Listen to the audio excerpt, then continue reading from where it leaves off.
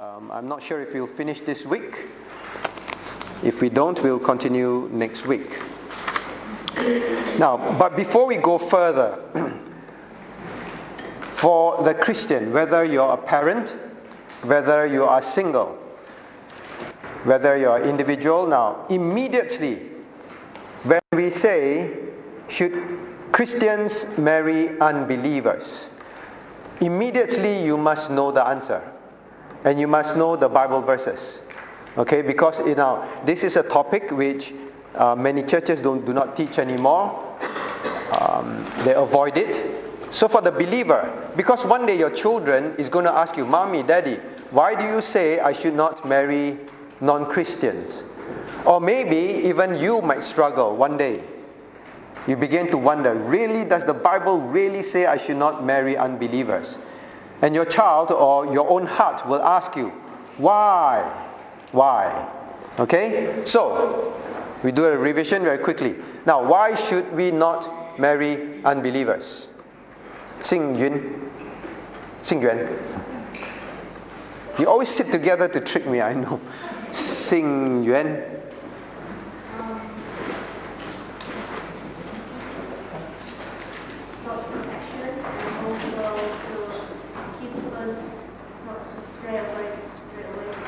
Not to stray away. Okay. Is that your thinking or is that what is from the Bible? So, do you remember the verses? Okay. For example, to keep us from straying away.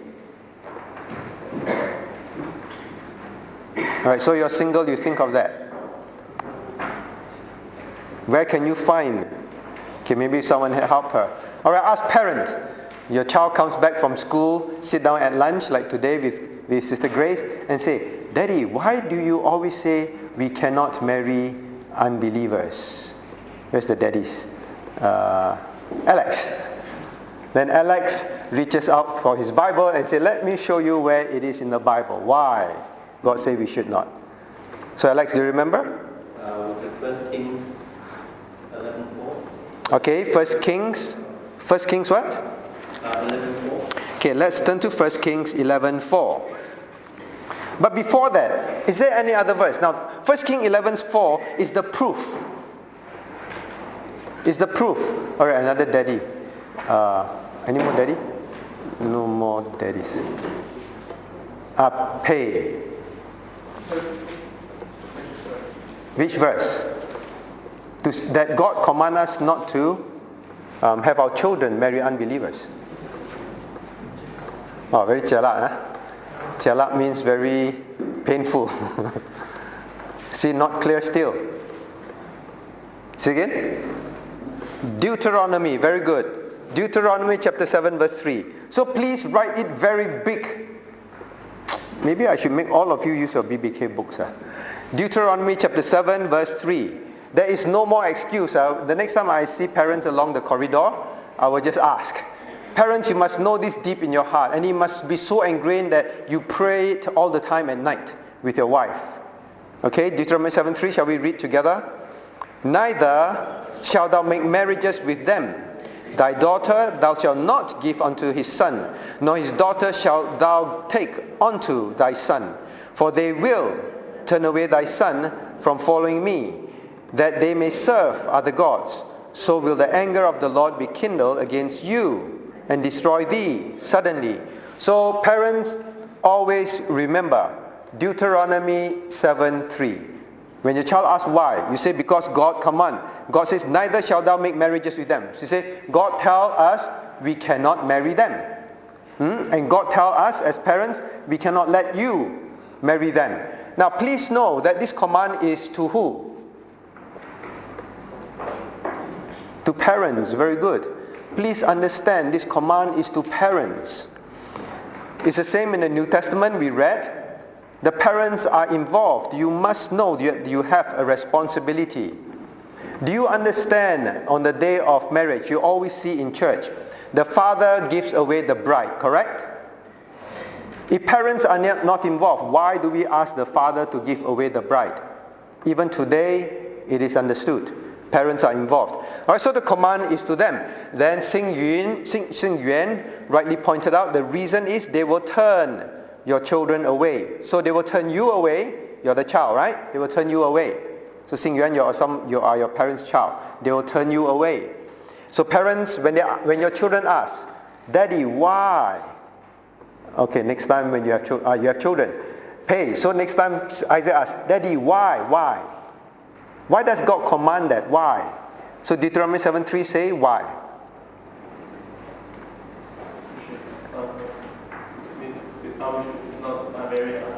Yes, why you should not. So Isaac asks, why? But why, Daddy, why does God command that? Yes, but God, in this case, God explained. Why? So it doesn't bring us away from God? Because they will turn you. So it's Isaac, they will turn you away from God. Please tell them that when they're young. From very young, ingrain it in their heart. They will turn you away, Isaac, from God. Isaac, where's Isaac? Isaac, do you want to leave God one day? No. So then you explain, if you marry an unbeliever, they will turn you away from God. Then you put it in their heart. Do you understand that? Okay? Now children, they understand and they will be very clear in their heart. Now I shared this with you once, right? I told my nephew when he was very young. I told him, you should not marry, remember, don't marry unbelievers, all right? From very young. Now he lives in America, so you know how America is. He's a young kid and he's very good looking. Then all the girls in school chase him. At that age, can you imagine? So I said, now you must remember, no matter how the girls chase you, you must not marry an unbeliever when you grow up. And then he said, why? I said, they will draw you away. You know, Satan will use them to draw you away from your God. Do you want that? I said, no. So I said, what do you say when a girl chases you?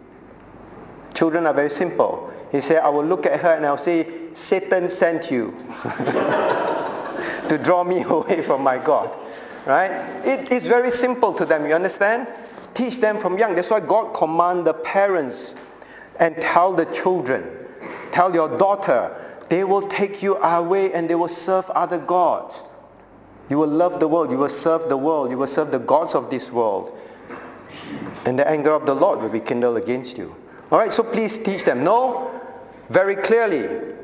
But your child grows up to be Xing Yuan's age. And then a teenager, they say, no, Daddy, they won't. Alright? That is where we go to 1 Kings 11:4. Say, Daddy, I'm very smart. Don't worry. I'm very, very smart. Okay, this won't happen to me. They won't turn me away from God. 1 Kings chapter 11, verse 4. Okay, 1 Kings 11, verse 4. So parents, these two passages, make sure you really believe it.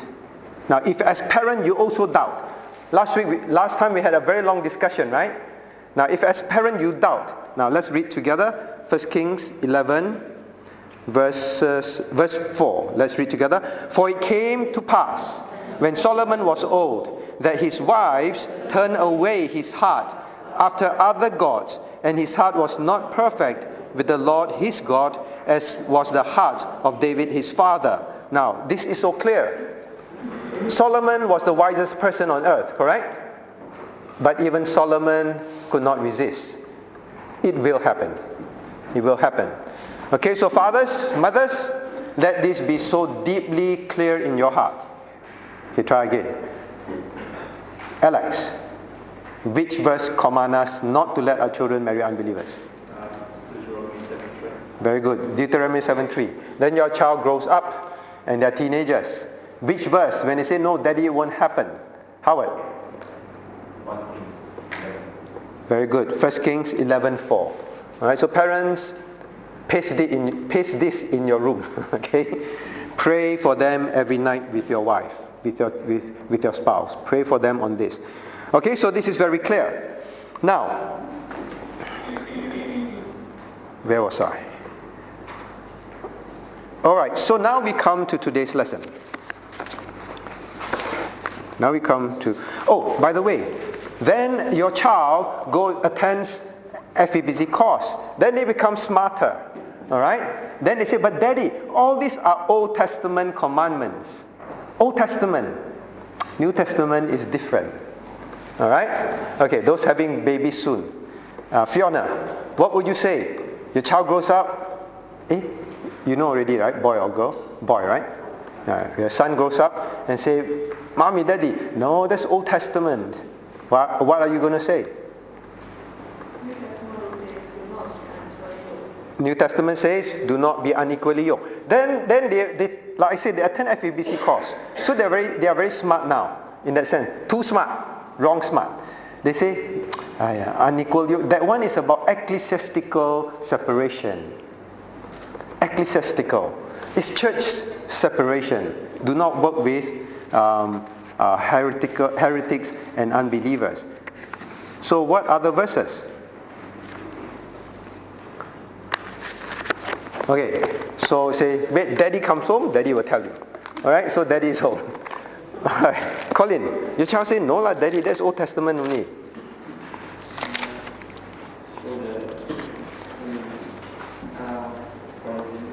First Corinthians 7, very good.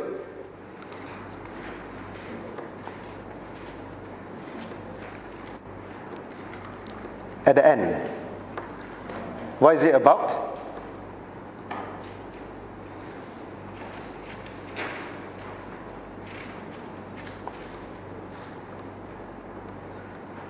Now you know why I do revision, right?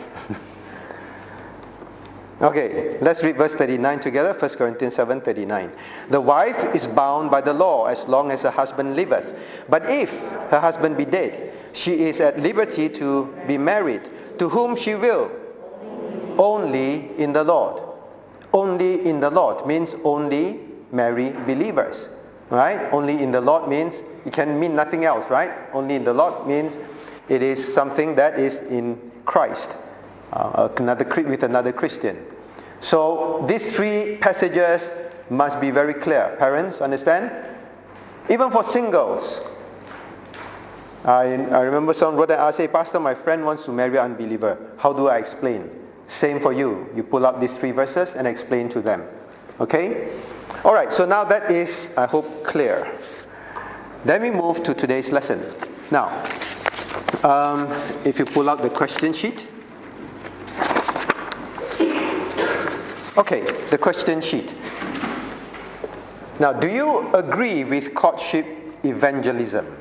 Courtship evangelism means an unbeliever chases you to want to be your boyfriend or girlfriend, or you are interested in an unbeliever, and then you say, I enter into a BGR relationship, boy-girl relationship with a person, into courting, with the purpose to evangelize, to make the person believe in Christ. So he chased me, okay, it's okay. I will agree to enter into courtship with him. My purpose is to win him to Christ. Or you chase someone. I chase someone, not believer. It's okay, not believer. I chase, and at the same time, I'll keep preaching the gospel so that she would be saved. Now, are you against that? Xing Yun? You're against that. Why?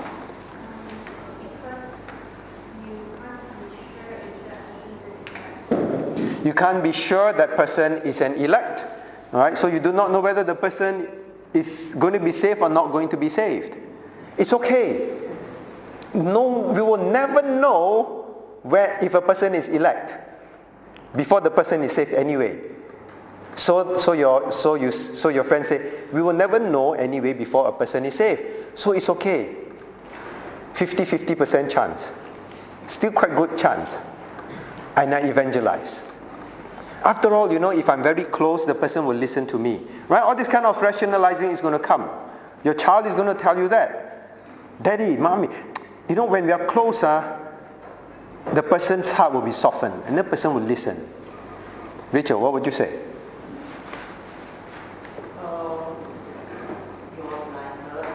You're what?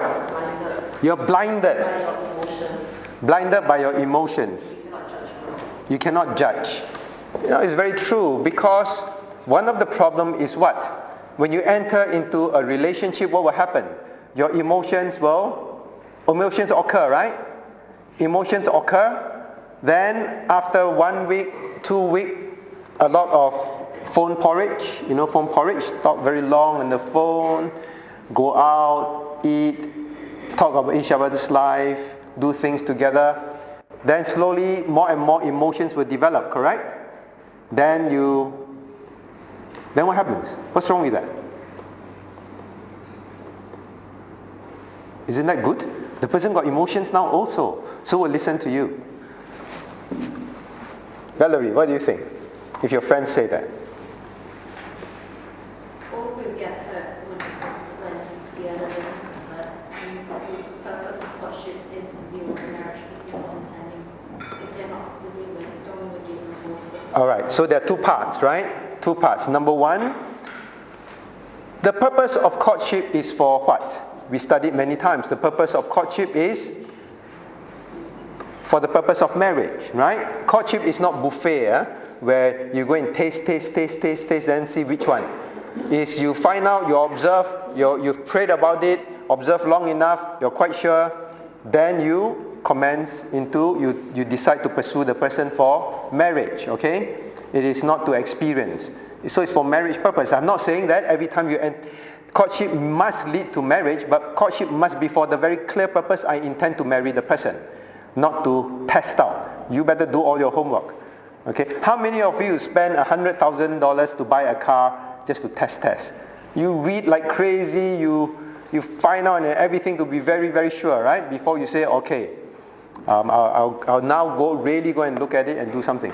So it is for the purpose of marriage. So should you even start when the person is not a believer? You should not. If it is for the purpose of marriage and the command is not to marry unbelievers, you should not even think about starting with an unbeliever. So number one, correct? It's very simple. You should not even consider starting with an unbeliever. Then the second part that Valerie suggested is what? Forgot. What's the second one? The other one? Oh, hurt each other. Hurt each other, right? Now, if it is for marriage, right? So you caught, the emotions develop, then after 1 year, say you're very strong. You're very strong. And then you come and talk to pastor say, you must break up. Why do you even start in the first place? You must break up. Your parents say, yeah, see, I told you already, right? They say, okay, I'll break up. Okay? But what's going to happen? A lot of emotions already, right? There'll be a lot of pain, right? You want to go through that pain? Why go through that pain when you're not sure? So there'll be a lot of hurt, a lot of emotions. Now that is presuming that you can break up. Most of the time they end up not wanting to break up because it's too painful, right? Too painful. So they don't want to break up. So they carry on. They say, okay, never mind. Next year I break up. Next year I break up. Then year after year. 5, 6, 7, 8 years already. Then finally still won't believe. Then in your heart you say really, should not lah. So I break up now. After 7 years, you break up. Do you think it's fair to the other person? Especially if the other person is a lady, is a woman, is a girl. Do you think it's fair? When you break up with her, because you don't want to be Christian, so I have to break up with you. What would the girl say? Alright, so assuming you're an unbeliever, Shalene. Alright, so the boy goes out with you and you, after 7 years, say, no, I don't believe in God, I'm an atheist. I don't believe God. If I believe in anything, I believe in Buddha. After 7, every year it's like that. Then after 7 years, say, sorry, Shalene, I think we have to break up. What would you say? You just wasted 7 years of my life. Every time you preach to me, I say no.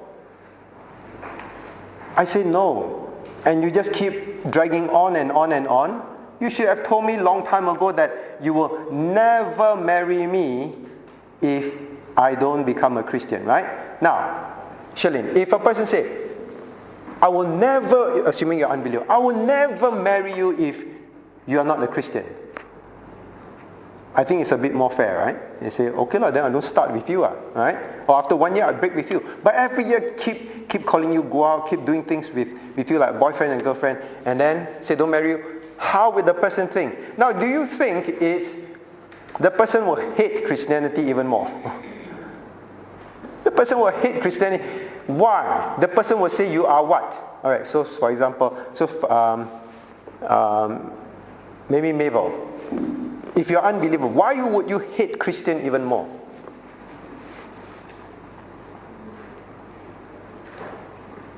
Why would you hate Christian even more? They are liars. They're deceivers. They lead me on and on and on and on. Right? It's the worst thing to do. There are a lot of very bad repercussions. But for a very simple fact, courtship is for marriage. Do not enter it. Whether someone pursue you, unbeliever pursue you, or you are interested in unbeliever, do not even start, because courtship is for marriage. Why do you even start when you do not know where it will end up? Okay, so now, then the question is this. I don't believe in courtship evangelism. I understand that's also a very big discussion in one of the group in camp. Now, so these are, for example, some of the reasons. The most strong one is you're not supposed to marry unbelievers, so don't even start, correct? You want to start, you will end up with a lot of heartache, a lot of pain, a lot of problems. And you stumble people like very badly, okay? So, the boy is interested in you. Okay, next time the child, Phoebe, grows up. Deacon Eugene is upstairs, is it? Phoebe grows up, and then Phoebe say, Mommy, this boy at work, not in school, at work. This boy at work, or maybe even in school, keep asking me to be his girlfriend. Okay? Mommy, I want him to be a believer. Okay? Then you say, but Mommy, I remember you taught me not to have courtship evangelism. What should I do, Mommy? Right? So Daddy is serving in church like now, not at home. Right? So child come and ask you, what would you answer? What should I do then?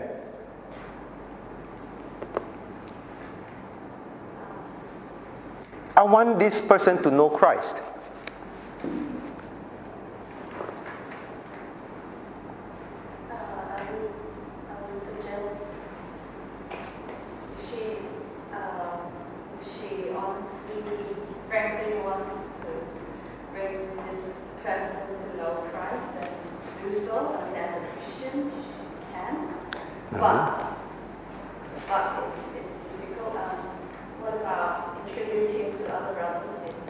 Alright, that's an excellent answer.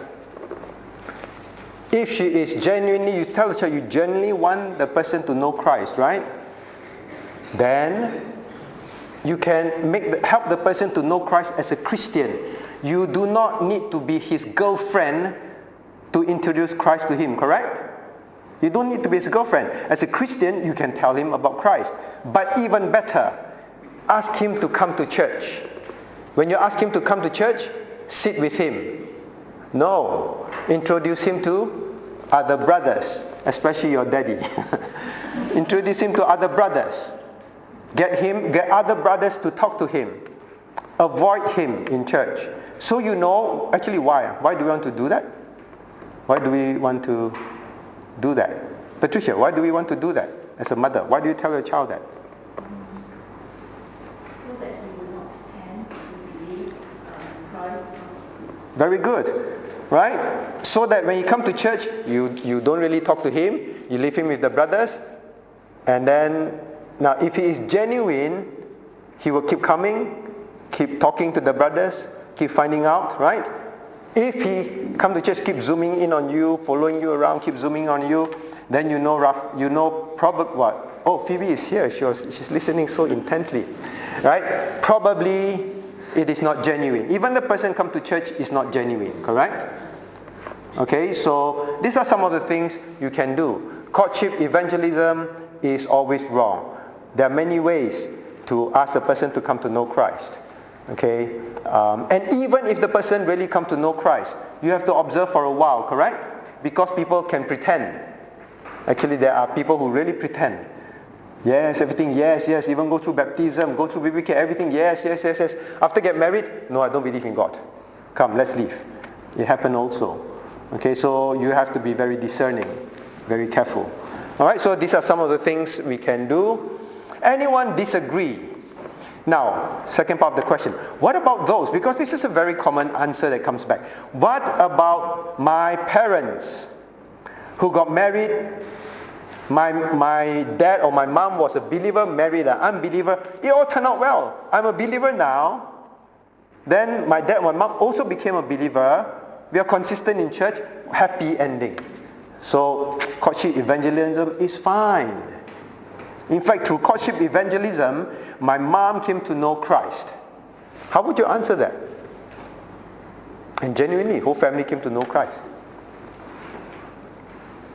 Okay, Maury thinking very hard. What's the question? Okay, the question is, the child said, but it's okay to have courtship evangelism. Because, look, my dad chased my mother who was not a believer at that time. Then after marriage, she got saved. And then we also got saved. So courtship evangelism works. It's not right. That's not right. God's word is God's word. If a believer to marry must be with believer. Before the whole family know Jesus Christ, it's a different story. It has nothing to do with Courtship evangelism. It's pretty much a cost selection. Oh, what a good answer. Did the person become a believer through courtship evangelism? A person becomes a believer because he's an elect, correct? He's an elect. Now, if a person, and the bottom line is, okay, try again. Alex, the child said, my friend's parents got married and then, got converted and all that. Which verse will you quote again? Same. Which verse? Same is which one? Deuteronomy 7:3. Very good. You simply quote Deuteronomy 7:3. God simply says, I command you, do not marry unbelievers. Don't give your children to unbelievers. It's a command. Full stop. Now, we must never, and then teach the child and teach yourself. I hope none of you really think in your heart, deep in your heart, actually courtship evangelism can work one. I've seen so many cases they work. And in your heart, deeply inside, never mind. Hide it from church first. Then he get converted or she got converted, then I tell the church. I hope none of you harbor that. A command is a command. We never measure outcomes, or rather the results does not sanction us breaking commandments. Understand? Okay, the end does not justify the means. Now, if experience is the basis upon which we decide, we look at so many cases. Instead of God's word, we simply command not to marry unbelievers. Then we become what? Hannah, when we as Christians, we decide based on experience and what we see. Then we become what kind of Christians? Say again? Say again? Selective. Yeah, we are selective. But it's a certain movement, very big movement. We are charismatics, understand? Charismatics base their decisions on experience. They can agree with you, I know God's word say this, but how do you explain my experience? I really saw Christ. I really heard the voice so clearly. I really heard God tell me to do this and to do that. And I really speak in tongues. Right? How do you explain that? And really, the healing occurred. Then it's all based on experience. We must always simply base it on God's word. God says no, no, that's it. Alright, so that must be a deep conviction in you. Now, if you're a single and there have been times where your heart flutter, maybe courtship evangelism can work. It must be clear in your mind. Why? God simply command. If the person will be saved, the person will be saved. I don't have to enter courtship evangelism to try and save the person. If the person is not an elect, then I definitely should not have started anything, because it's going to be painful for me and the person. Worse, if I end up marrying the person, my life will be over. Okay? So be clear about that. Now, for as many cases that work, you can quote as many cases that don't work, correct? If not more. Then which experience you want to take? Which experience? So just go by God's word. So there's many things that go wrong. Now, why do these things turn out right? When? Why do these things turn out right? Because they were elect to begin with. They were elect to begin with. Because God was also very gracious. God is gracious. God is kind. Okay? But don't assume that it will always be the case. Okay? So it's God's mercy, God's goodness, God's graciousness. But you want to disobey based on taking that risk. Now, even that, very often there are many consequences. You do not know the pain and the trouble they go through in the beginning or throughout their lives. You do not know. Obey God is the best. All right? So I hope that in your heart you're very clearly convicted about that. Now come to this question. We know what verses to quote. Deuteronomy 7:3. 1 Kings 11, 1 Corinthians 7. We are clear, right? We are clear. Now the question is this. Why are there so many believers marrying unbelievers? Why are Christians so blinded and they don't really care? The question I asked in question number 1, the last part, why does Satan love to have believers marry unbelievers? Now this is the crux of this, of WCF. Chapter 24. You must understand why it is covered. WCF chapter 24, why the key point of covering marriage and divorce. So now I ask you, why do you think Satan loves to have believers marry unbelievers? Why do you think so? Benedict, why do you think so?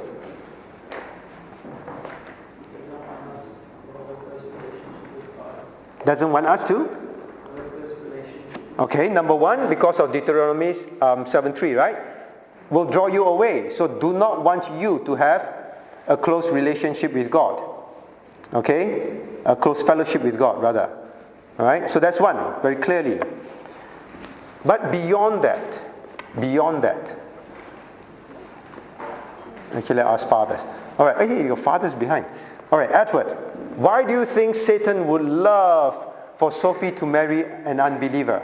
And your next child also. Why? Oh, cannot hear. Sign language. Okay, you can come in and answer. Why? Why? Why do you think Satan will be aiming for Sophie and for the little boy that's coming out?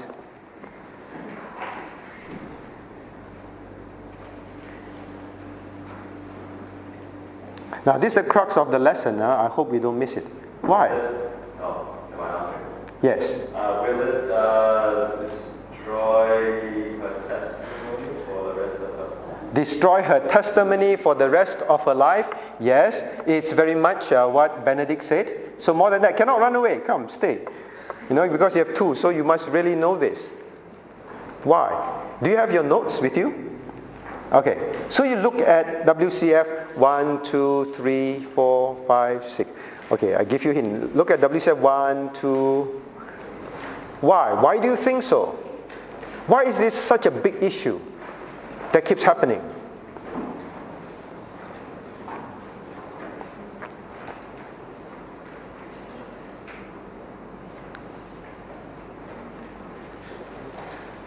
Will it break down the meaning of marriage? Break down the meaning of marriage? Very, very good. And what is the meaning of marriage?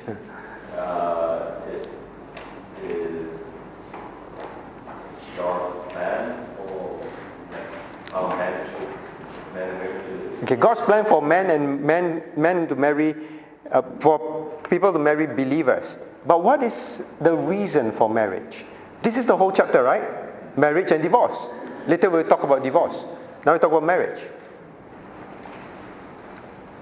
Godly seed. Say again? Godly seed. Very good. Now one of it is godly seed. You look at WCF point 2. Shall we read together? What is the purpose of marriage in the Bible? What is the purpose? Point 2, let's read together. Marriage was ordained for mutual help of husband and wife, for the increase of mankind with a legitimate issue, and of the church with an holy seed, and for preventing of uncleanness. Do you understand? Why does Satan want so much today young people to enter into unequal yoke marry unbelievers. Why? Why are churches so blind and they stop teaching? Number one, when you marry an unbeliever, the purpose of marriage, like Edward rightly pointed out, for mutual help of husband and wife. There is no mutual help. You marry an unbeliever, what spiritual help is there going to be? Right? So your walk, you will struggle with your Christian walk. In fact, they will destroy your Christian walk instead of a help to you. Marrying an unbeliever is not a help at all. So number one, that reason for marriage, for which God created man and wife to get married, the institution of marriage, will not be fulfilled. Marriage is really supposed to create this help between husband and wife. With an unbeliever, this can never happen. And by the way, it means that husband and wife, you better be really a spiritual help to one another. Huh? If not, you look at each other and what? May as well marry an unbeliever. Like no difference. Husband, I marry you, I thought you were a godly man, godly Christian, but when I marry you, so many years in our marriage, like marry an unbeliever, then it'll be very sad, correct? But you marry an unbeliever, definitely you'll be like an unbeliever. Or you look at your wife, like a married unbeliever, worldly, don't love God, don't care, don't want to take care of the children, the home, don't want to help me with that. Right? It's like marry an unbeliever. So that, number one, will be destroyed in unequal yoke. Number two, for godly seed, like Edward pointed out.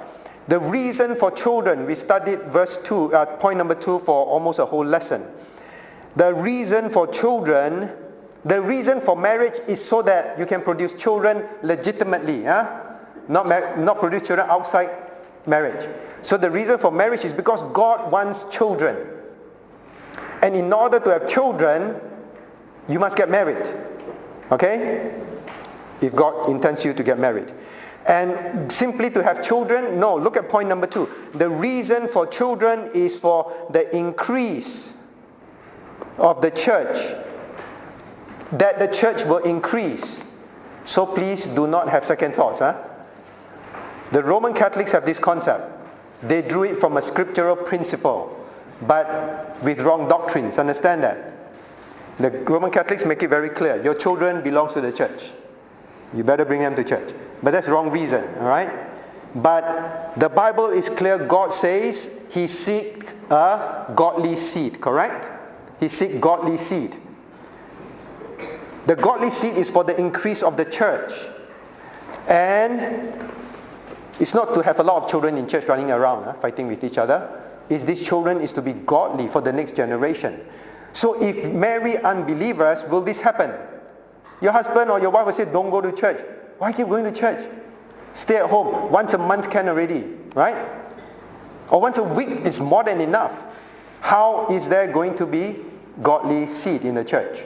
Your children will be prevented from coming to church to know God, to grow spiritually. So parents, please understand, your children are supposed to be godly seed for the increase of the church, so that the next generation will be faithful. Okay? But once they marry unbelievers, this will also fail. Then the church will fail, correct? When the church fails, what happens? What happens when the church fails? Ben? No more witness for Christ. The church is supposed to be the local witness. Then no more witness. Do you understand the plan of Satan? Marrying unbelievers has a lot of repercussion. If in your heart you thought, really if in the end, no fish, prawn also good, It's like, just marry someone. If you ever in your heart entertain that thought, think far more beyond. It's not simply you will be drawn away. Why God save you? Why God intend to have godly seed? The church, everything will be impacted. Understand? It has far bigger implication than yourself. Okay? So when God said they will draw your children away, what did He say further? To serve other gods, correct? He didn't simply say they will draw your children away. They will draw them away instead of serving me. They will serve other gods. God intends for us to have godly seed that will serve Him. Okay? Okay? Yeah, I hope you really understand. Are you all listening? This is why Satan's plan is always to destroy, to have unequal yoke, because it will destroy the family model, it will destroy godly seed, it will destroy the church. That's what he wants to do. Big implications. Right? So do not ever entertain this thought. Now, so any other questions about this? Very clear? Now, what was the argument about this in one of the group in camp?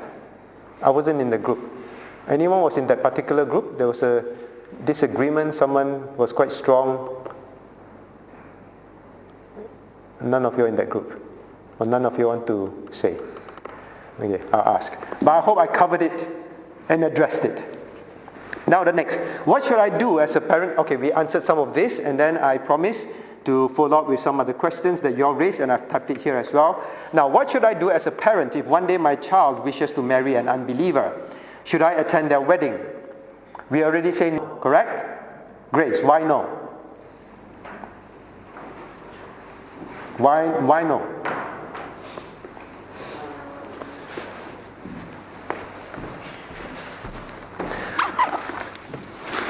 Why should we not attend our children's wedding if they want to marry an unbeliever?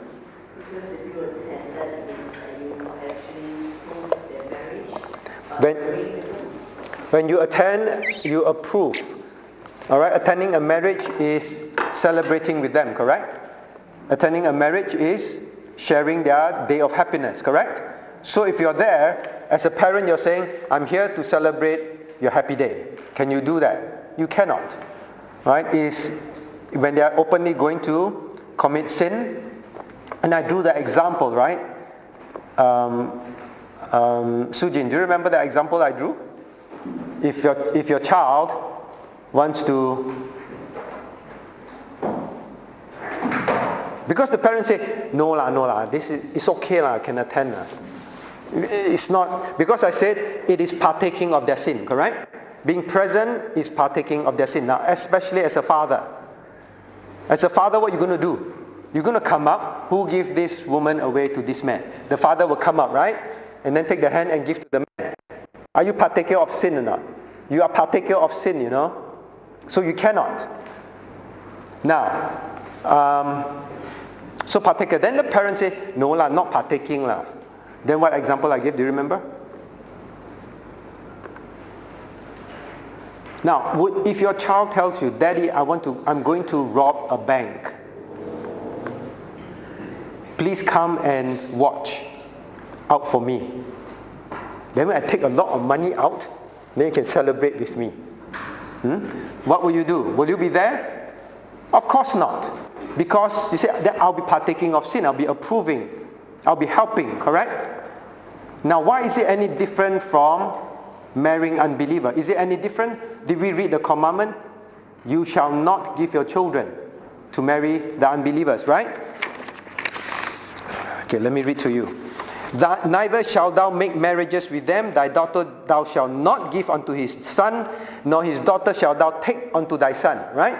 So parents, if you're present, you blatantly break commandment in Deuteronomy 7:3, correct? So is it any different from breaking a commandment in the 10 Commandments? No difference. No difference. The only difference is people won't send you to jail, but if they catch you helping to rob a bank, they send you to jail. That's the only difference. But we don't care if we offend God. We only don't want to go to jail. Correct? So now, we must not be present because it's partaking of sin. It is bidding them Godspeed. Isn't that correct? Bidding them Godspeed. Okay? Now, so next thing, the person asks. So someone walk up to me, a parent walk up and say, now, but isn't it a bad testimony?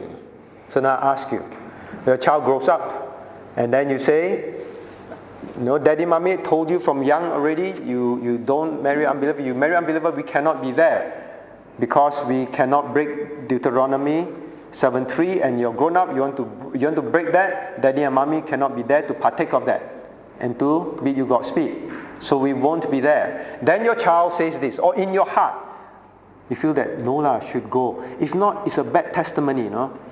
What will the rest of the people, their friends and all, we will send a wrong message to people in the world about what Christianity is. Right? So these were the words of the parent. Okay, let's see who wants to answer. Jonathan, what would you say? Testimony to God is more important. Testimony to God is more important. Correct? So now, are you worried more about the testimony of people or God? Must always be God, right? But he said, but you know, if... So I said that, then he said, if... But then they would look, wow, Christians are very, very unloving, very unkind, so unreasonable. Then all the more they won't listen to the gospel when we preach to them. So what would you say to that? Jonathan, follow-up question. From an unbelieving world. Yes. So the parents say, but you know, they will think, oh, Christianity is such a terrible religion. Your own child get married also don't turn up. You know, just because marry unbelievers, different religion, then you don't turn up. Oh, this is a very bad religion. Because of that, they won't hear the gospel when I preach to them. So how are we going to answer that?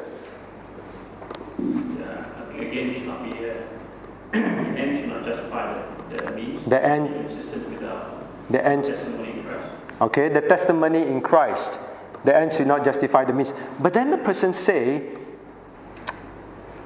our testimony, that's why very important. Our testimony is very important. Otherwise, they don't come to church. Next time we ask them to come to church, wow, Christian religion, very terrible. Children get married another religion, don't turn up. It's the most important day of their life. Our testimony will be broken. All right, Cheryl smiling a lot. All right, so what would you answer to that?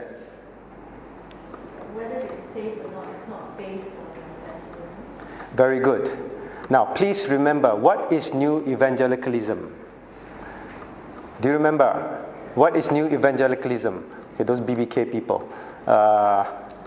Okay, Mabel, you attend many times. After this, you don't attend anymore.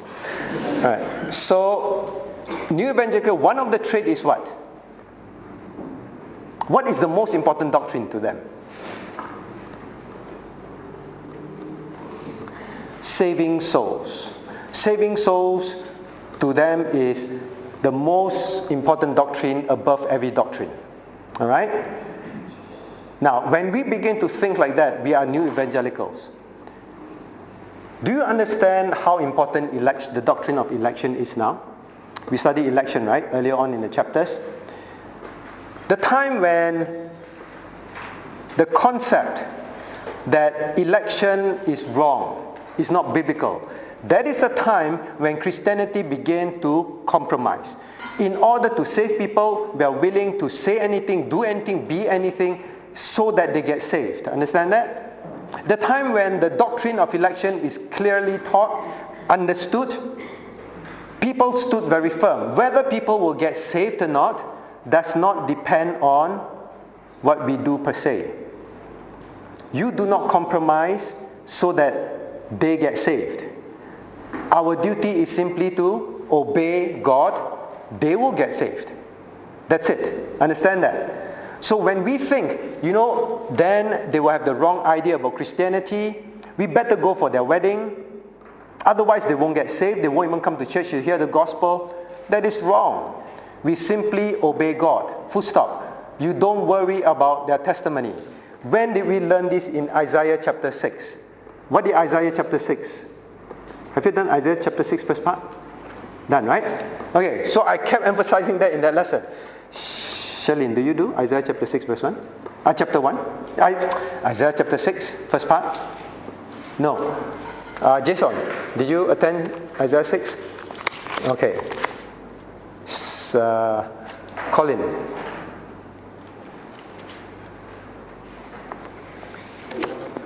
Say again? Okay, the question is, hey, are you listening or not? Okay, I'll keep asking Colin. The question is this.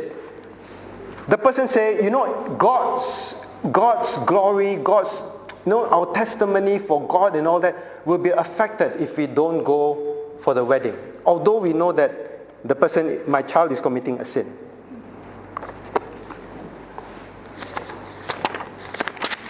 Do you attend Isaiah chapter 6 first part? Okay, maybe your facilitator didn't cover that. Huh? Yes, cover that.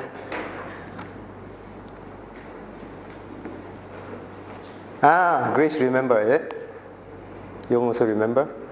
It doesn't matter like what the testimony is, God's glory is still. Correct. Turn to Isaiah chapter 6. Isaiah chapter 6. Now, Christians, let us be very clear as parents or as individuals, whoever, when it comes to marriage, this testimony, that testimony, chapter 6, verse,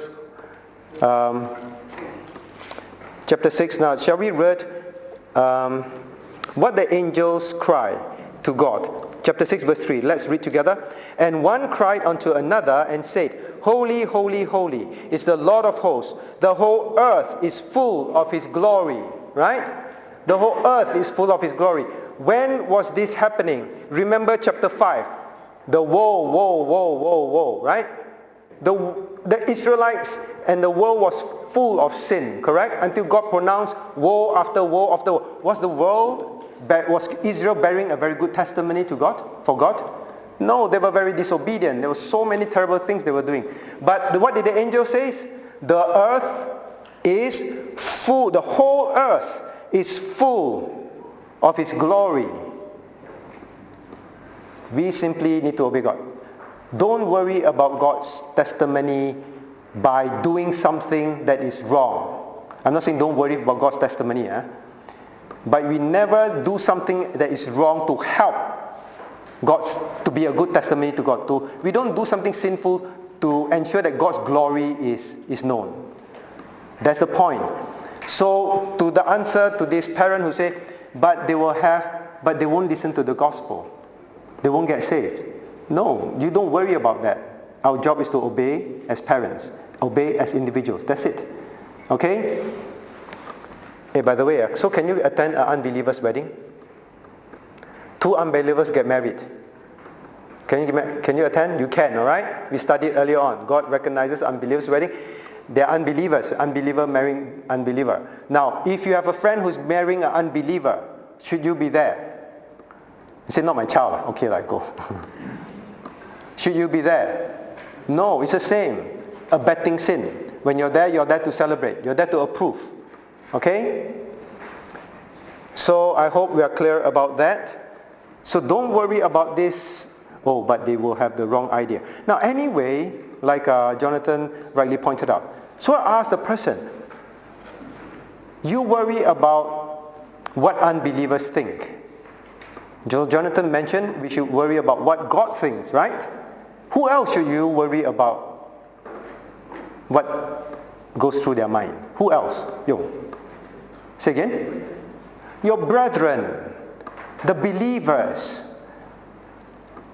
Do you understand what I'm saying?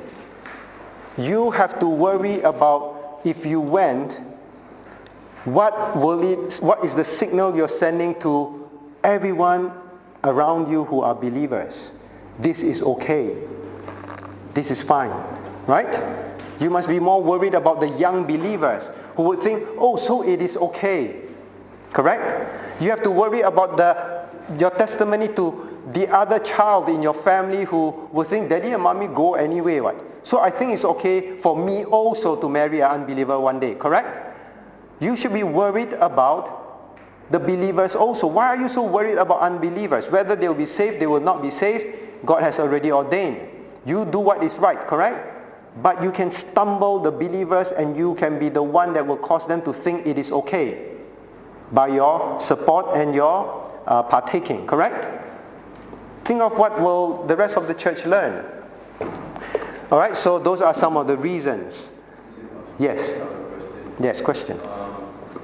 Let's say Joshua, who professed to be Christian, let's say one day he comes to church with a non-believer girlfriend. How would the church handle, or how does the church address this situation where Joshua with the unbeliever girlfriend? Should the church be like the Old Testament time where this Israelite brought the Moabite woman into the camp and and I think there's or should we just go, oh, welcome Joshua and a girlfriend, what's your name? Or do we be friendly to the girl? Okay, all right, so the question is this. All right, try to paraphrase as accurately as possible. The question is, now what if one day my child, who is a Christian, or at least a professing Christian, I want to ask you a question also. Now, what happens if one day my child, who is a Christian or professing Christian, brings an unbelieving girlfriend, and they're boyfriend girlfriend already for some time, bring the unbelieving girlfriend to church? All right, so his question is not how he react, but how the church react. All right, how should the church react? Two ways. One is, should we, like when the people brought the Moabite women to the camp, and then the priest took the spear, chased after them, and speared through both of them, right? Okay, so I will have a lot of spears next to the pulpit, okay? And then, or the other one, hi, welcome to our church, in our minds, like, at least you come and hear the gospel. Come stay back for coffee, why don't you join us for McDonald's tonight, that kind of thing. Which should we take? Okay, which you want us to take? Since it's your child. Now, what do you think? Which should we take? Rowena, which should we take? Probably not the spear. Not the spear. But we can use some other things to throw at them. Not spear. Why not spear? Because there's an example in the Bible. Why don't follow that example?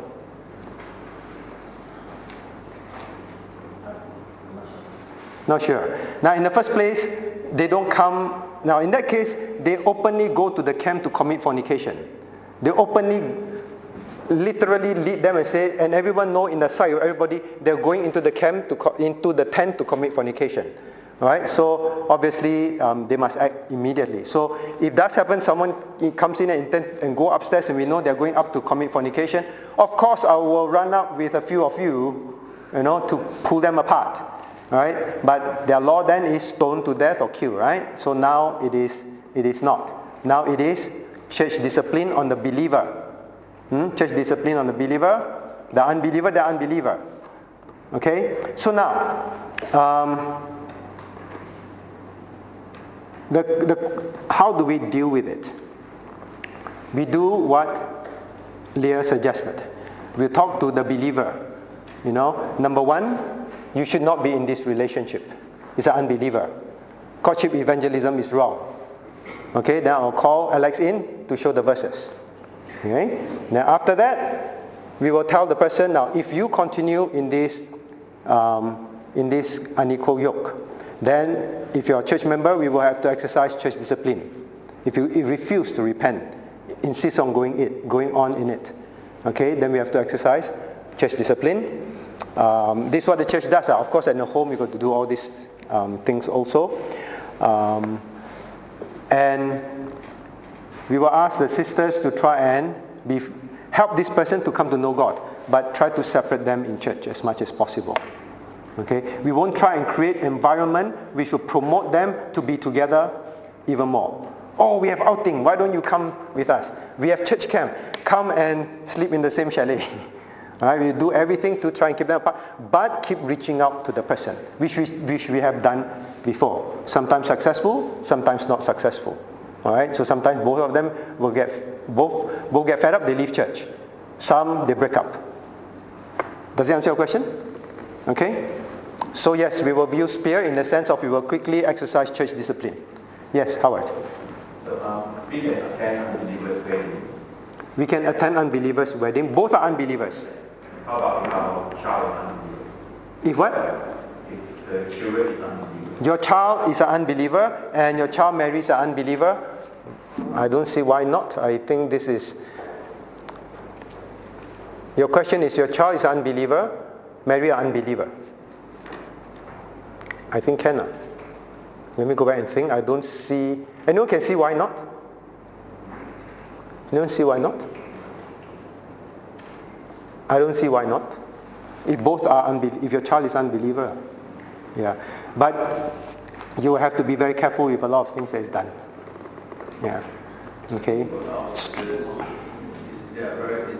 people to assume the child is a believer because they... So some people may assume your child is a believer, then how? Yeah. So some of those things that you have to be careful of. Yeah. So that. Okay. Now, then we come to questions. C we've done. Teach them when young. Just keep teaching them Deuteronomy 7:3.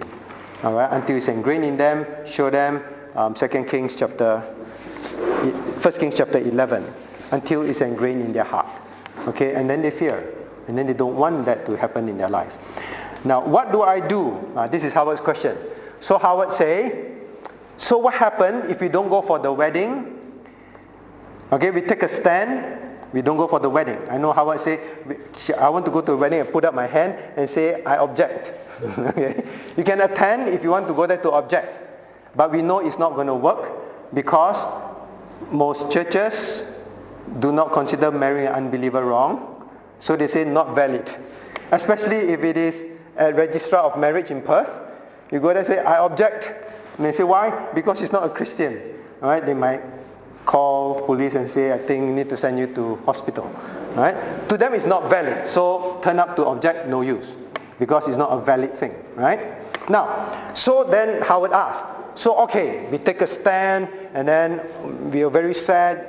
They were also sad, but they went ahead. My wife and I, we stayed at home with the other son and we didn't turn up. And then they got married on that day. Then they go for honeymoon immediately for a week. And then they come back from honeymoon. So what do you do then? Do you understand the question? What do you do next? What would you do, Colin? Pray for them. Reach out to them. So they call. Hey, mommy, daddy, we came back from our honeymoon already. You know, we bought some bird's nest for you. We thought coming over to visit you all. What will you say, Howard? Oh, you don't know because you asked the question. What will you say, Alex? I don't like bird's nest. Very dirty. Just treat it as like an evangelistic opportunity to... Now, treat it as an evangelistic opportunity.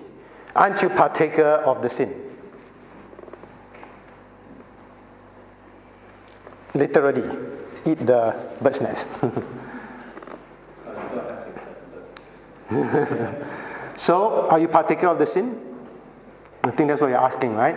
So after that, should I ostracize them, disown them, and say, don't call me anymore, don't call me daddy, don't call me mommy, and don't talk to us anymore, don't come back anymore. Then they have grandchildren. Then grandchildren come out already, have our first grandchild. It's your first grandchild. Can we bring our grandchild back to visit you? No, I disowned you a long time ago already, don't come back. Should you do that? Now, after the marriage, you have done what you can to stop it, right? They are adults. You've done what you can to stop it, and it's occurred already. Then now it moves to evangelism stage. This is not courtship evangelism. This is after sin and then evangelism. Okay, you did what you need to do. That's the point. Then after that, yes, then you have to evangelize them. Yeah.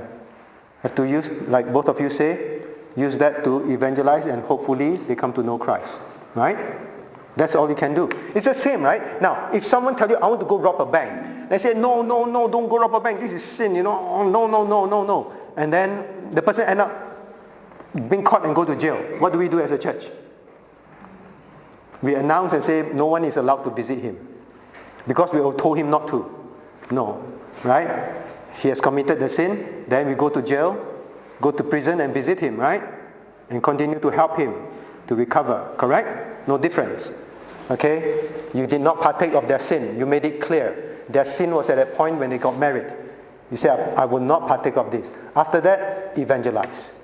Okay? Yes, dear. Should you still bring up that sin to remind them they have sinned against God as you evangelize? Alright, should you bring up that sin to remind them as they evangelize? So, then the marriage go wrong. See, I told you. Now, sometimes we might need to. God does that, right? Sometimes God, in the book of Judges, He reminds them many times, remember Remember? So sometimes God does not to rub it in their face. And as parents, definitely we don't bring it up to rub it in their face. We bring it up to remind them. Hopefully with that reminder, they remember, then they bring up their child right. Correct? It's for a purpose, a spiritual purpose. So sometimes we have to, but don't just keep bringing it up for the sake of rubbing it in. Right? So sometimes we do. Okay? So how answer your question, Howard? Then you move to evangelism stage. Okay? Yes. Regarding abstaining from attending a believer, like if your child's a believer and you're married unbeliever, how about if you have a friend and they're professing Christian and they marry someone who is also professes to be a Christian, but you know it's not equally yoked. So if the husband is spiritually not mature or he's charismatic, what would you do then? And what would you also do if you have a friend who's a charismatic or you're evangelical, married and charismatic or you're evangelical? Okay.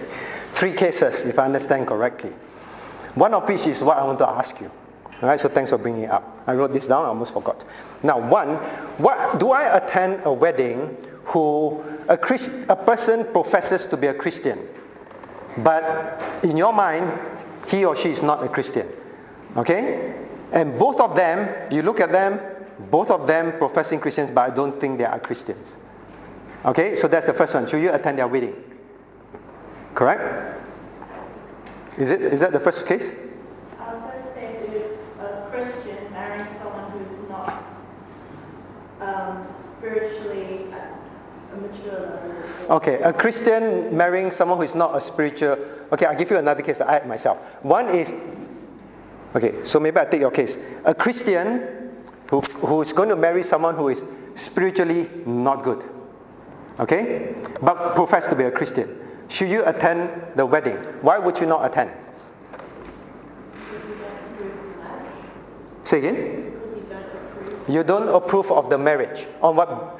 Now, we cannot not attend, I put it this way, we cannot not attend on the basis that you doubt that their person is saved. Understand that? Now, if a person professes to be a Christian, we cannot say he is not, and then therefore I don't attend. Now, unless you have extremely good reason. If not, at least if you don't want to attend, it should not be on the basis that he's not a Christian, because we can't say that. We don't know. So once you profess to be a Christian, then we attend based on the basis you're a Christian. Understand? Okay?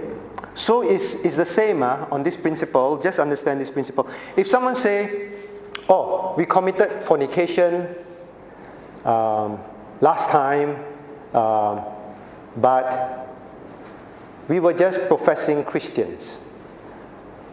We were not really saved. But we got baptized in church, we professed they're believers and all that. How should we treat the case? Should we treat the case like, oh, they say they were not believers, so it's okay lah? So a pastor say, I want to be a pastor. They say, but you committed fornication when you profess to be a Christian, right? Okay? Then they say, oh, actually at the time I was not saved. I was baptized, I was in church, I was serving, but actually I was not saved. I was just a professing Christian. Can we say, oh, he said that he was a professing Christian only, so we should consider that sin as a sin that's committed before he was saved? Can we say that?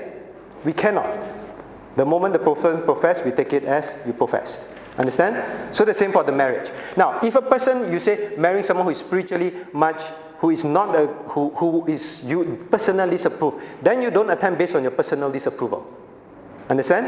You do not means you as a friend say, hey, this person is spiritually very bad. It's going to be bad for you and all that. Seriously, if you want to marry him or her, I'm not coming to your wedding, because I really cannot celebrate with you. It must be on that basis, not on the basis that I don't think he's saved. Okay? So what? Now, the second case is, what is the second case? Oh, a charismatic marrying a new evangelical. Is that? Can I attend a charismatic marrying a new evangelical? They're both considered believers, right? So they're believers, right? So can you attend a believer's wedding? On the basis of them saying they are believers, you can attend. But the problem is, what kind of wedding are they going to have? All that kind of thing, right? CCM, dancing and all that. So then you have to ask yourself, do you want to be... Now the problem is the worship that you will be in. Not so much who they are, correct? They both profess to be Christians. And they might be good Christians. They haven't understood the problem with charismatism and new evangelicalism yet. All right? They might be good Christians. They are Christians. But the question you have to ask yourself is, do I want to be in that worship service? Right? Because once you're there, what are you going to do? Unless you're very brave, they stand up and sing you. They pray, every head go down you. Right? You do all the opposite to say that I am not part of this worship service. Do you think it's nice for the person? It's also not very nice for the person, right? So the problem for that case is the worship that you are attending. Correct? Do you want to... So if it's like new evangelical or compromiser and all that, and you have to remember, who's going to pray? The pastor is going to pray. What are you going to do? Say amen? Not say amen? Of course you cannot say amen. So with all those problems, I personally prefer not to attend. Understand that? Even when before I was a pastor. Now as a pastor, even far more difficult. No, far more easier to say no, I won't go. Right? So, does it answer your question? Okay? Do you understand the question? And I hope you answered the question, the answer. Huh? Alright, so that's a good question, yes. What is a evangelical with a fundamental? Yes, that was your another case, right? So thank you for raising. Now, what happened if it is... Now, I always have this agreement with Sharon. Because we are of the same mind, we are same sync, we talk about a lot of these things all the time, of the same conviction. So very often I forget to bring up. So I always tell, if I forget to bring up this case, which is very important, please ask. Not that she don't know the answer and she's challenging me. Right? She knows the answer. She's bringing up to say, what about this case? Now, what about if, all right, Benedict is very spiritual, right? Fundamental. Then one day, Benedict wants to marry a charismatic. Now this is different from new evangelical, charismatic. Now is a BPCWA want to marry a charismatic. Now Mabel's eyes grow very big. So will you go, Mabel? Benedict comes with the letter. Now Benedict won't do it, alright? So someone, for example, come and give you the letter in church. Please come to my wedding. Then you open, hey, I thought that girl is a charismatic. And you'll be at the charismatic church. You won't attend. Why? Don't to give ang pao. Don't to waste money. Why? Why you won't attend?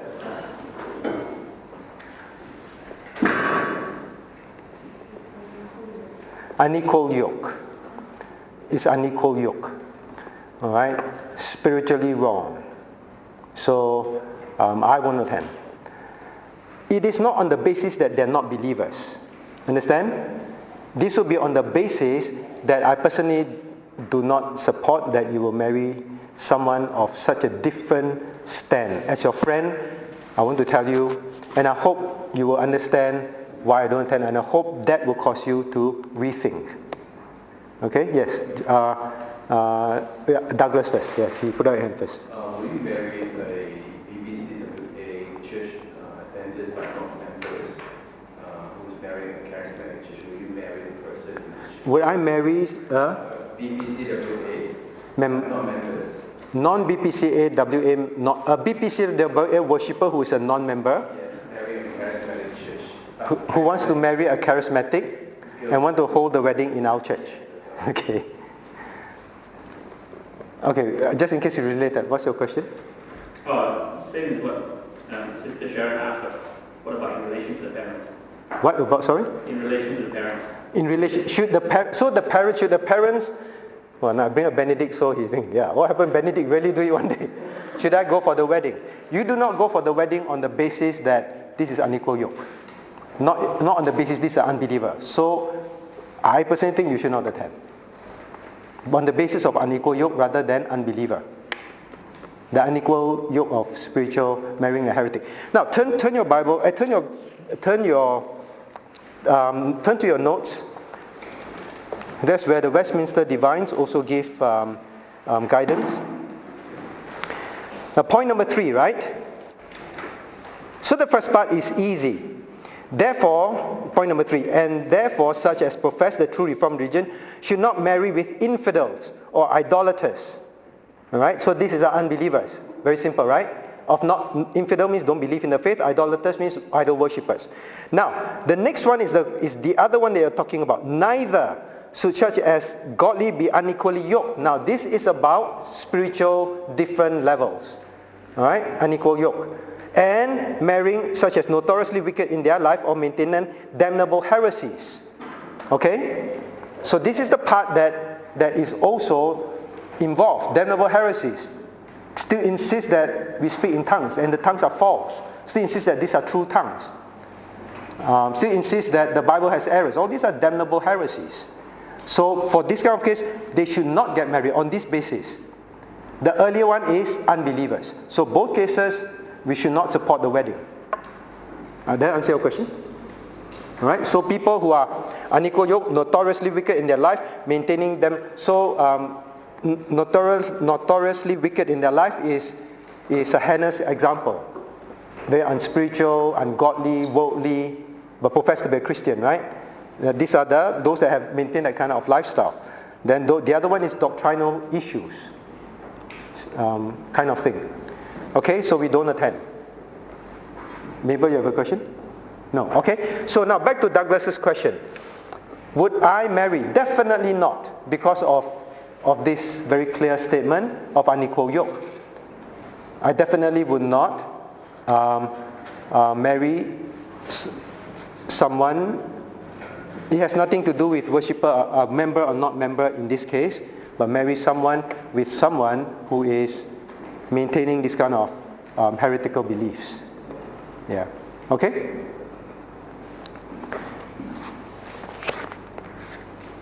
Okay, clear?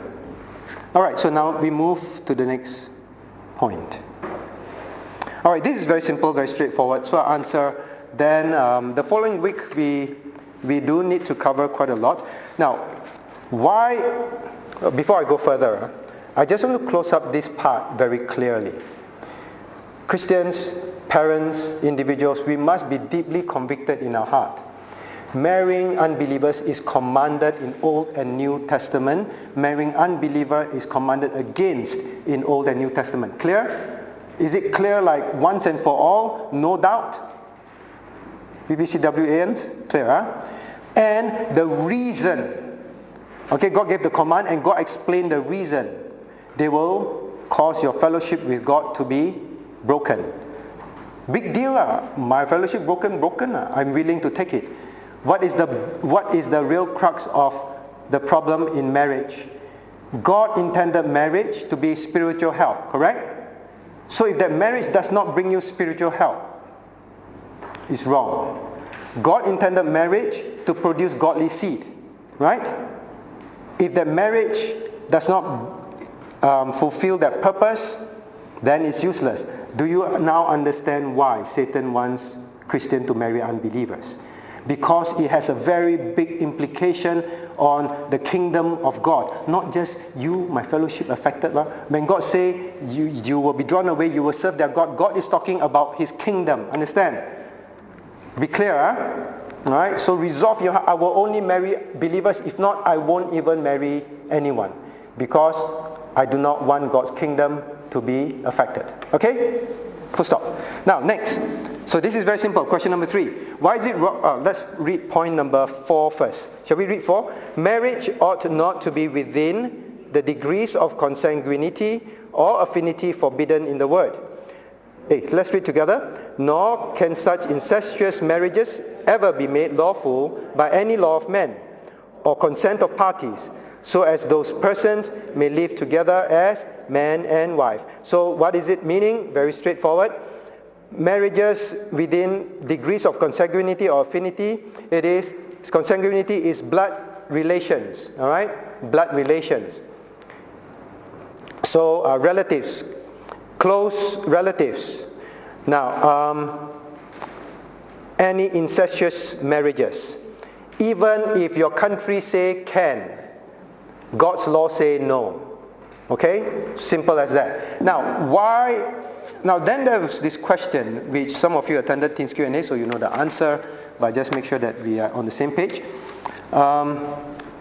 Why was it okay when God commanded in the Garden of Eden, Adam and Eve get married, they are not related, they're created separately. Then after that, reproduce, definitely brothers and sisters got married, right? Then close relatives got married, right? Then after Noah, after the flood, was just Noah and his family. So to populate the earth, also close relatives, correct? Why okay then? And does the Bible forbid it? Alright, so you look at your points here, Leviticus chapter 18, right? Leviticus chapter 18, shall we turn to Leviticus chapter 18? Just to make sure that we all get it clear. Leviticus 18. Now there's a whole string of forbidden marriages. Okay, whole string of forbidden marriages. Leviticus chapter 18. Now if you see 1 to 30, just eyeball it, alright? Leviticus chapter, we won't read all. Leviticus chapter 18 verses 1 to 30, can you just spend some time eyeballing it? And then I'll just summarizing it.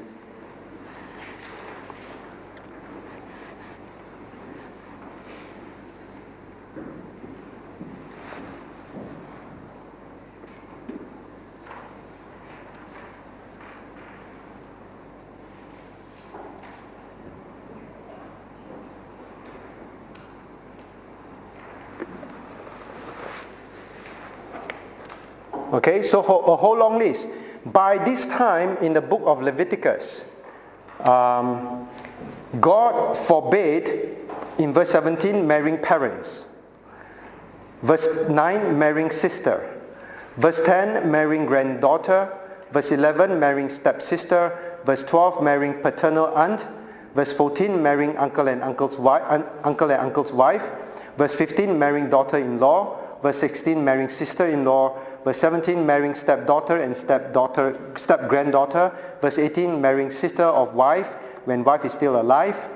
Verse 13, marrying maternal aunt, and so on. All right. So by here, God gave the commandment. Then it stopped. Then mankind is not allowed to anymore. In fact, if you do, you will end up with biological problems. Okay. So that's it. So Bible forbids that. Make sure we understand that. Now, does the Bible give example? Now, if you look at your notes, at the point 4, now Mark 6:18. Remember in Mark 6:18, John was beheaded for what? For bringing up that Herod had an incestuous relationship, right? Then Herod beheaded him. John spoke against his incestuous relationship. Okay, so Mark, and then you also see in your notes, 1 Corinthians 5:1. 1 Corinthians 5:1 was the case of, in church, one of them marrying the mother or stepmother, right? So in the New Testament, it is very clear. God still says no, full stop. Okay? Now, so that is very straightforward. Now, someone asked a question. So, if a BPCWA worshipper claims to believe in this, believe in that, believe in this, believe in what the church believes. Now, this is one of the things that's very difficult for a minister. If you ask them and they say they believe, you tell them, they say they believe, you even ask them to write and they write that they believe all these things, right? Okay? Believe in the proper doctrines, and they denounce new evangelicalism, they denounce compromise, they denounce all these things. And they say, no, we don't agree with all these things. And then they want me to marry them. Should I marry them? Okay, some look very lost. Okay, someone come out and say, Pastor, we want to get married. Okay? You ask them everything, they say we believe. You ask them to write, they also write. And they say, no, we also don't agree with new evangelicals, we don't agree with charismatics, and we don't believe in compromising with them and all that. Then say, Pastor, will you marry us? Both of them. Should I marry them? But actually, when I look at their lives, I have a lot of doubts. Should I marry them? Why, Grace? Why are you laughing? Should I marry them? No. No. Then they ask, Pastor, why? We say already, what? You ask us, we say. You interview us, we say. You ask us, we also write. Now, sometimes it's very difficult for a minister. I cannot not marry them. Understand? If they profess, if they write, if they put on paper, everything, and I say no. On what basis? Unless I can really catch them very clearly. Alright? And they do something that's obviously compromising. And you talk to them, they still refuse to repent. But they keep saying, we believe, believe, believe. But they continue to attend charismatic church, continue to go on mission trip with new evangelicals. Then I have a case not to marry them. Understand that? Okay? But if outwardly they do, then after that, then they go haywire. Please don't come and scold Pastor. Pastor, you shouldn't have married them. Now, if before that I can't find any fault, then I just have to go based on that. Understand that? I can try and find fault. I can try and investigate. But by all means, correct. Now, I have actually seen this case in my own eyes. The girl came to church, denounced charismatism, and even share in church, wow, my charismatic church is so bad, so bad. All these things are wrong. Huh? After a few months in church, she was interested in one of the guys in the church. After a few months, then everything right. The church have to marry them. Come and worship with us, come and do everything with us, Denounce the church, old church beliefs and all that. After get married, after a few weeks, pull the boy to the charismatic church. What can you do? Can you foresee? You can't. Understand that. So if you don't like, Grace, you don't like Grace, you go and dig information for me. Other than that, there's nothing I can do. This is what, to some extent, the difficulties. Okay? Yes? Basically, you're looking for smoking guns. I'm looking for smoking gun. Okay, yes. Yes. No smoking gun, what can I say? Yeah, but what if the smoking guns are in the form of the person not attending church regularly, not interested in Bible studies? Is that a good enough smoking gun for you?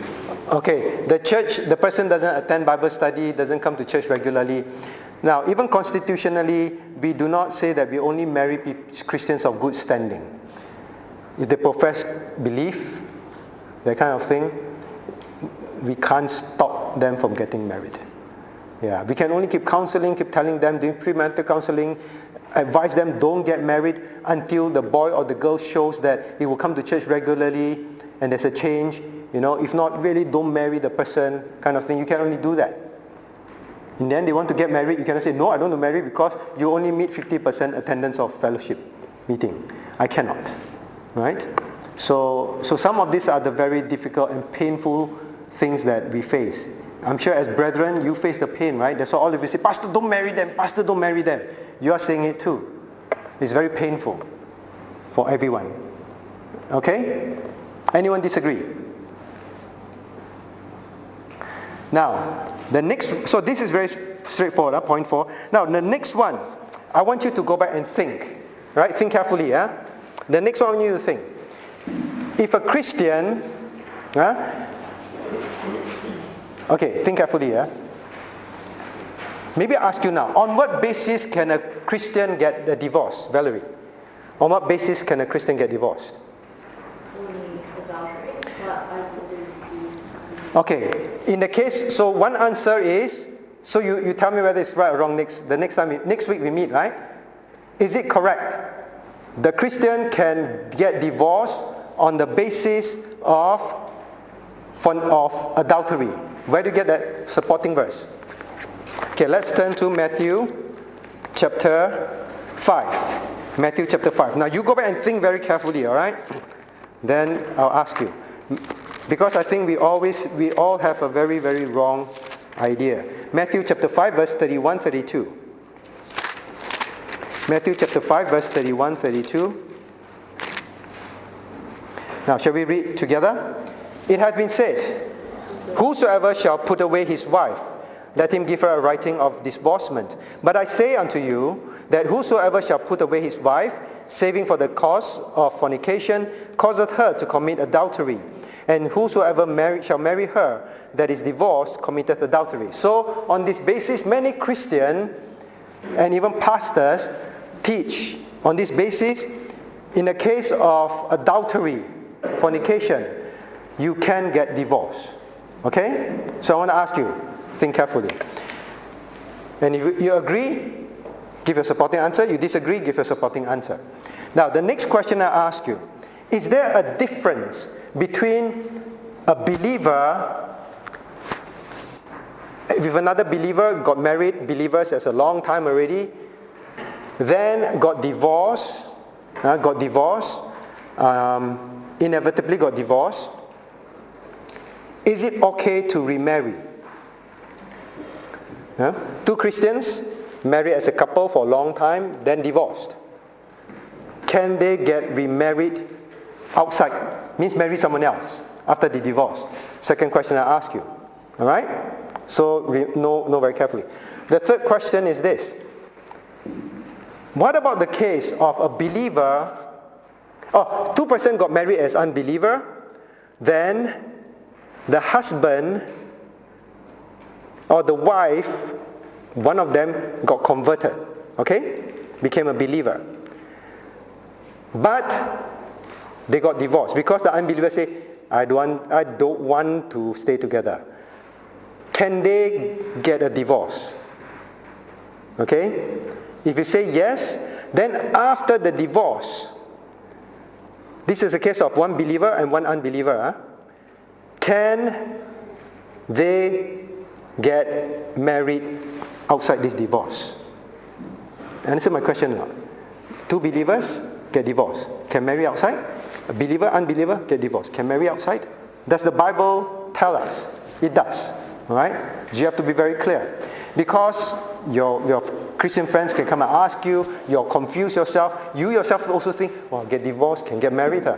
So be very clear. So these are some of the things I want you to think about and be very clear in scriptures. Otherwise, we give wrong advice and we do the wrong things. Is that a valid case where people cannot get along and they cite, remember, irreconcilable differences? That's often quoted, right? Irreconcilable differences means really cannot solve the problem anymore. We should get divorced. Is it correct? Wrong. Valerie say wrong. But Valerie, can you look at point number 6? Page 291, point number 6. All right? Now, the Westminster Confession say, although the corruption of men may be such an apt to study arguments unduly to put asunder those whom God are joined together in marriage, yet nothing but adultery. So adultery, you say, cannot, right? Adultery can. Adultery can get divorced. Or such willful desertion, which can no way be remedied by the church or civil magistrate. Then it's sufficient to dissolve the bond. So Westminster Confession say, okay, adultery can dissolve the bond. Or a situation where, wow, the situation is so bad, even the church step in cannot help you. Okay, then that case, irreconcilable, can dissolve the bond. So Westminster say that, right? You say, Valerie say cannot. So next week you must come with your supporting arguments why you say cannot. All right, can or cannot? Westminster say can. Let us pray. Now, someone asked, what is the difference between psalms, hymns, and spiritual songs? Someone also asked, can we just have instrumental music? Can we worship God with instrumental music?